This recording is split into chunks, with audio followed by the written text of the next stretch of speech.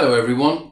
You will remember that in the last video I said that was the last video, but since you've done so well I've decided to throw in a bonus one. So let me show you what we're going to do here. We really are going to finish off this time, but what I want to do is to transform these bubbles into an irregular shape and to do something a little bit different with the gradient of the fish. So let's start with these bubbles.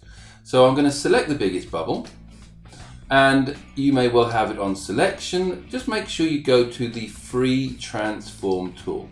And all I'm going to ask you to do, you can decide how you want to do it. I'm going to make each one a little irregular, just to add a little bit of a difference to them all. And from there you can see that the bubbles are starting to just go up to the surface and change as they do. Right, let's go and look at this gradient a little bit more. So I'm going to select the fish. I'm going to click behind the transform tool and go to the gradient transform tool.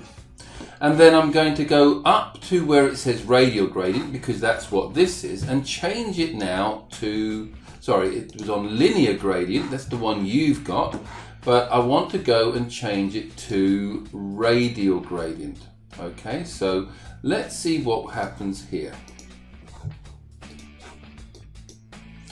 So what we have, if we go back to our radial gradient, you will be wanting to make sure that there is this shape around it. Now, we've moved essentially that bright spot over here right into the center, and I will want that to be placed elsewhere. So I'm going to go and move it to here.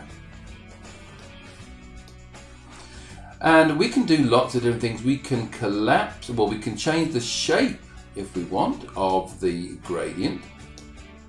We can make it more focused, and we can rotate the angle of that gradient itself.